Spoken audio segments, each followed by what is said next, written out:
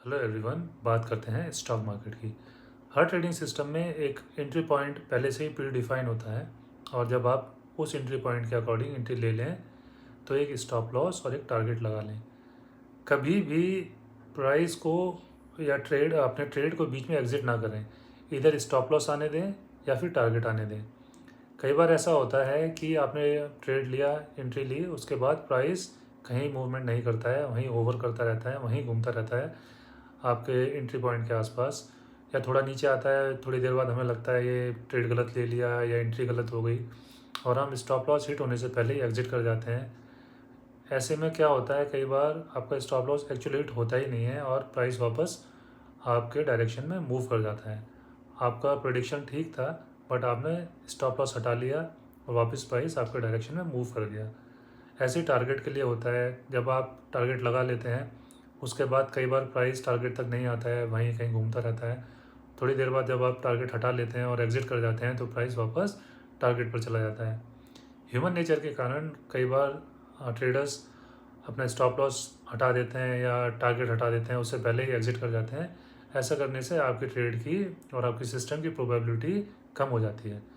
तो next time या जब भी आप ट्रेड लें, एंट्री होने के बाद इधर स्टॉप लॉस या फिर टारगेट, और प्राइस कुछ भी मूवमेंट करता रहे, आपको अपने ट्रेड को टच नहीं करना है या फिर मार्केट बंद हो जाए उससे पहले आप एग्जिट कर जाएं।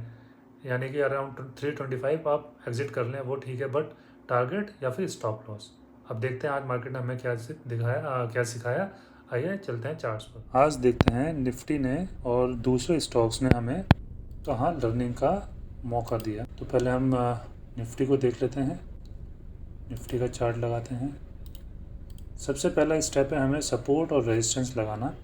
तो पहला सपोर्ट यहाँ पर दिख रहा है। यहाँ पर 30 मार्च का जो हाई है फिर हमें सपोर्ट की तरह हाई दिख रहा है और आज ये एक 30 मार्च को प्राइस गैप डाउन ओपन हुआ था। तो ये गैप भी एक सपोर्ट की तरह और रेजिस्टेंस की तरह काम करेगा। अगर प्राइस ऊपर जाता है तो रेजिस्टेंस की तरह काम करेगा और ऊपर से नीचे की तरफ आएगा, बेरिश मूवमेंट में एक सपोर्ट की तरह काम करेगा। अभी पहले हमने सपोर्ट और रेजिस्टेंस एक लगाया, उसके बाद लगा लेते हैं हम एक लोकेशन। अभी देखते हैं क्या हुआ। प्राइस ओपन हुआ 915 पर, एक बुलिश कैंडल बनाई, उसके बाद दोबारा इस 915 की कैंडल के लो के पास आया जो कि 30 मार्च का हाई पॉइंट था। वहाँ पर प्राइस ने एक बार सपोर्ट लिया। यहाँ पर दो लोकेशंस हो गई हैं, एक तो 30 मार्च का high plus first 5 minute candle का लो। यहाँ पर प्राइस ने एक बुलिश कैंडल बनाने का ट्राई किया। यहाँ से प्राइस ने थोड़ा अपवर्ड मूवमेंट दिखाया। प्राइस जाकर वी वेब पर स्ट्राइक किया और वहाँ से थोड़ा सा रिवर्स किया। अगेन यहाँ पर एक बुलिश कैंडल बनाई और प्राइस ने ऊपर जाने का ट्राई किया। अगर हम इसमें ये डालते हैं, दूसरी लोकेशंस डालते हैं, तो हम देखते हैं यहाँ पर कि प्राइस ने अराउंड 200 EMA एक सपोर्ट लेने का ट्राई किया। प्राइस यहीं से 200 EMA के आसपास ओपन हुआ, वापस नीचे आया। इस कैंडल पर 11.5 की कैंडल पर एक बुलिश कैंडल बनाने का ट्राई किया, एक सपोर्ट के पास दोबारा ऊपर गया, देन अगेन 200 के पास आया और फिर एक बुलिश कैंडल बनाने का ट्राई किया। ये निफ्टी में थोड़ा ज़्यादा क्लियर नज़र आया है। यहाँ पर आप देखते हैं, यहाँ पर अराउंड 11.5 और देन अगेन 11.55, ये दोनों जब बुलिश कैंडल 200 EMA के आसपास एक अच्छी लोकेशन के आसपास बनी तो ट्रेडर्स और इन्वेस्टर्स काफ़ी एक्टिव हुए होंगे। उन्होंने प्राइस को बहुत क्लोजली वॉच किया होगा और यहाँ से भी प्राइस ने एक अपवर्ड मूवमेंट दी।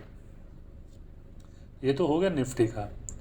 ये वीडियोस एक एजुकेशनल पर्पस के लिए बनाई जा रही है, यहाँ पर कोई भी रिकमेंडेशन नहीं है। तो अभी देखते हैं हम दूसरा स्टॉक में हमें कहाँ लर्निंग मिली। पहला है नाम इंडिया। नाम इंडिया पर देखते हैं हम एक इसका सपोर्ट लगा लेते हैं। प्राइस नीचे की तरफ आ रहा था तो ये 30 मार्च का जो हाई था एक सपोर्ट की तरह काम करने लगा। प्राइस ने यहाँ पर एक बुलिश कैंडल बनाने का ट्राई किया अराउंड 1155 और फर्स्ट 5 मिनट कैंडल का लो भी था, ट्राई किया बनाने का, वापस वी वेब के ऊपर गया, यहाँ पर थोड़ा बुलिश मूवमेंट बनाने का फिर ट्राई किया और यहाँ से एक अपवर्ड मूवमेंट दिया और अराउंड 145 पर भी एक बुलिश कैंडल बनाई। उसके बाद प्राइस ने लेट आफ्टरनून में एक अपवर्ड मूवमेंट दिया। अभी हम देखते हैं BSE का चार्ट। BSE ने आज काफ़ी अच्छा मूवमेंट दिया और यहाँ पर काफ़ी अच्छी लर्निंग हमें मिलती है। Around 9:35 first bullish candle around VWAP, second bullish candle 10:10 around VWAP and third bullish candle. अब ये जो 11:35 की कैंडल है BSE पर, इसे हम एनगल्फिंग भी बोलते हैं, एनगल्फिंग कैंडल। एक पैटर्न होता है एनगल्फिंग पैटर्न। अगेन जब एक लोकेशन के पास प्राइस बार बार एक बुलिश पैटर्न बना रहा है तो ट्रेडर्स ने काफ़ी क्लोजली इसे वॉच किया होगा और उसके बाद प्राइस ने एक अच्छी एक अपवर्ड मूवमेंट दी। नाउ देखते हैं बजाज फाइनेंस। बजाज फाइनेंस में क्या हुआ, प्राइस ने 2 बुलिश कैंडल्स बनाई, अपने 5 मिनट लो के आसपास बुलिश कैंडल्स बनाई अराउंड 9:45, देन अराउंड 10:15, 9:45 के लो के पास प्राइस आया, वापस यहाँ पर 11:50 पर वापस बुलिश कैंडल बनाने की ट्राई किया, बट VWAP के ऊपर ये सस्टेन नहीं कर पाया। पैटर्न बहुत अच्छा है बट ये सस्टेन नहीं कर पाया और ऐसे टाइम पर मनी मैनेजमेंट और हमारा रिस्क मैनेजमेंट काम आता है। यहाँ पर ये ट्रेड थोड़ा फेल हुआ और यहाँ पर हमें मनी मैनेजमेंट और रिस्क मैनेजमेंट के साथ जो भी ट्रेड नहीं चला हुआ, जो भी लॉस हुआ होगा, वो एक हमारे एक प्री डिफाइंड लॉसेस में आया होगा।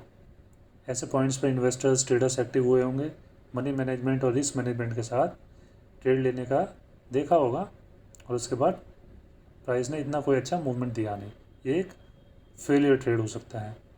इसके बाद देखते हैं हम last Cochin shipyard. Cochin shipyard में भी आप देखेंगे एक ये राउंड नंबर है अराउंड 1350। मॉर्निंग में स्टॉक ने बहुत अच्छा बुलिश मूवमेंट दिया, उसके बाद जब वापस रिट्रेस करके नीचे आया तो उसके बाद ये 1350 एक राउंड नंबर के पास काफ़ी बुलिश पैटर्न बनाने का ट्राई किया। ट्रेडर्स ने देखा होगा, बहुत क्लोजली वॉच किया होगा, बट एक राउंड नंबर होने की वजह से ये प्राइस इसको ऊपर जा नहीं पाया और ऊपर गया जब इसे ब्रेक करके ब्रेकआउट देते हुए तो सस्टेन नहीं कर पाया। यहाँ पर हमें ये लर्निंग मिलती है कि प्राइस मूवमेंट या कोई पैटर्न अगर किसी रेजिस्टेंस के आसपास बनता है तो उसकी प्रोबेबिलिटी थोड़ी लो हो जाती है। और ये 25 मार्च का जो हाई था कोचिन शिपयार्ड का, उसने भी एज अ रेजिस्टेंस एक्ट किया। तो कई बार पैटर्न्स चलते हैं, कई बार नहीं चलते हैं, और जब नहीं चलते हैं तो रिस्क मैनेजमेंट और मनी मैनेजमेंट हमारे काम आता है, जो हमारे लॉसेस को बहुत छोटा रखता है और प्री डिफाइंड रखता है। ये वीडियो एक लर्निंग पर्पज़ से बनाई जा रही है, यहाँ कोई रिकमेंडेशन नहीं है किसी इंडेक्स की या किसी भी स्टॉक की। बाकी हम कल देखते हैं मार्केट हमें क्या लर्निंग देता है और फिर हम कुछ और सीखेंगे। Thank you.